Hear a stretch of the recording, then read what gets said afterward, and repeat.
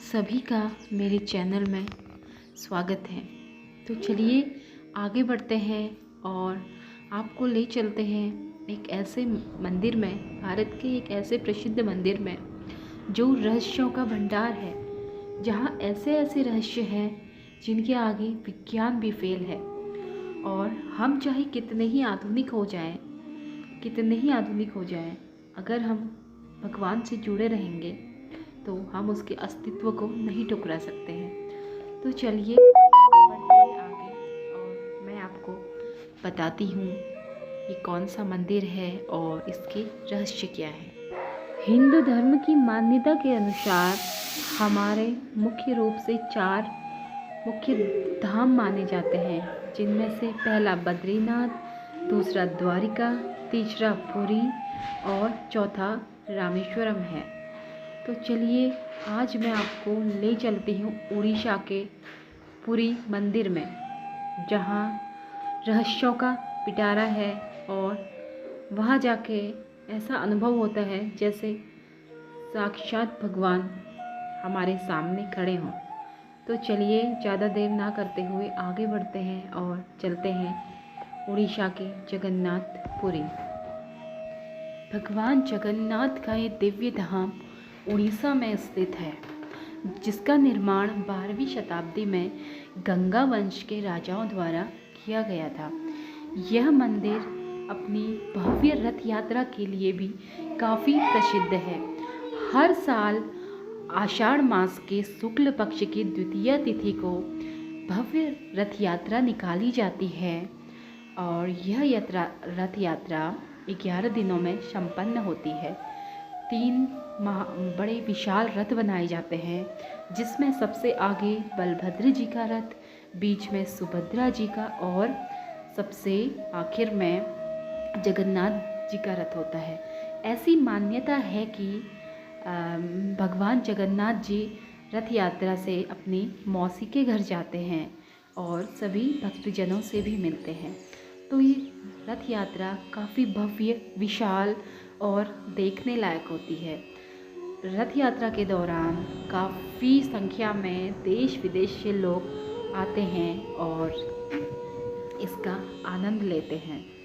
तो पुरी में तो रहस्यों का भंडार है जगन्नाथपुरी। ऐसी मान्यता है कि जगन्नाथपुरी में जो भक्त एक बार आ जाता है तो उसका सारे पाप नष्ट हो जाते हैं और जो दिल से मुरादें मांगी जाती हैं उसे भगवान जगन्नाथ अवश्य पूरी करते हैं। तो भगवान जगन्नाथ सबकी पुकार सुनते हैं, इसलिए एक बार आप लोग भी ज़रूर आइए।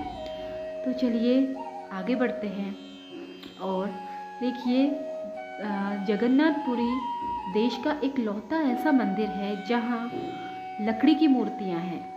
वैसे भी नॉर्मली मंदिरों में क्या होता है, मेटल की मूर्तियाँ होती हैं, लेकिन भगवान जगन्नाथ के मंदिर में लकड़ी की मूर्तियाँ हैं जो हर 12 साल या 19 साल में खुद ही खंडित हो जाती हैं और उसके बाद उन्हें फिर दोबारा से बनाया जाता है।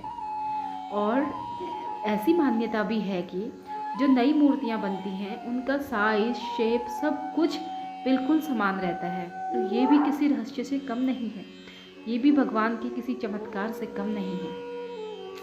और मंदिर में लगा हुआ झंडा यहाँ पर विज्ञान को भी फेल करता है। मंदिर में जो झंडा लगा हुआ है वो हमेशा हवा के विपरीत दिशा में लहराता है और जो सुदर्शन चक्र लगा हुआ है उसे हम किसी भी दिशा से देखें तो ऐसा महसूस होता है कि वो हमें ही देख रहा है।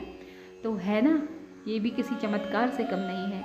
अगर आप मानो तो भगवान है, अगर ना मानो तो फिर नहीं है। अगर मानो तो भगवान के पास हर सवाल का जवाब है, बस ज़रूरत है हमारी आस्था की। और ऐसी मान्यता भी है कि इस मंदिर के शिखर के ऊपर से कभी कोई जहाज़ नहीं गुजरता है और ना ही कोई पक्षी बैठता है। तो क्या ऐसा होता है इतनी ऊंचाई पर हो और कोई पक्षी ना बैठे? पक्षी को कैसे पता है? तो इसे आप क्या कहेंगे, चमत्कार कहेंगे या कोई जादू? मुझे तो ये भगवान जगन्नाथ के किसी चमत्कार से कम नहीं लगता है। यहाँ सच में दैवीय शक्तियों का वास है। ज़रूरत है हमारे विश्वास की। तो और यहाँ जगन्नाथपुरी में विज्ञान और भूगोल सभी कुछ फेल है। तो ऐसी मान्यता है कि जो लकड़ी की मूर्तियाँ जो बनाई जाती हैं उसमें भगवान कृष्ण का जिंदा दिल अभी भी धड़कता है। तो ये तो इस विषय में भी वैज्ञानिकों ने बहुत शोध किया, लेकिन कोई निष्कर्ष नहीं निकाल पाए। यहाँ पर भी उन्होंने हार माननी पड़ी। तो ये तो काफ़ी गहन विषय है। इस विषय में मैं आपको अपनी अगली वीडियो में जानकारी दूंगी विस्तार से। तो चलिए मैं आपको यहाँ की और रोचक जानकारियाँ देती हूँ। तो यहाँ जो समुद्र की लहरें हैं, मतलब आप खुद सोचिए, जगन्नाथपुरी में विज्ञान और भूगोल दोनों ही उल्टे चलते हैं। यहाँ जगन्नाथपुरी में जो समुद्र की लहरें हैं वो भी उल्टी ही चलती हैं। और ऐसी मान्यता भी है कि जब हम मंदिर के अंदर प्रवेश करते हैं सिंहमुख द्वार से, तो हमें जैसे ही हम मंदिर में प्रवेश के लिए अपना कदम आगे बढ़ाते हैं तो समुद्र की लहरों की आवाज़ आनी बिल्कुल बंद हो जाती है। जबकि और जैसे ही हम बाहर निकलते हैं तो समुद्र इतनी तीव्र वेग से ध्वनि आती है उसकी। तो इसके पीछे भी एक मान्यता है कि भगवान सुभद्रा जी ने भगवान जगन्नाथ जी से बोला था कि मुझे शांति चाहिए। तो भगवान जगन्नाथ जी ने समुद्र की लहरों को रोक दिया कि उनकी आवाज़ अंदर तक ना आए और उनकी बहन आराम से अंदर विश्राम कर सके। ऐसी भी मान्यताएं हैं। तो भगवान के चमत्कार के आगे तो विज्ञान भी फेल है, नतमस्तक है। ऐसे चमत्कार सच में भारत तो रहस्यों का पिटारा है, और हमारे सनातन धर्म की तो बात ही कुछ और है।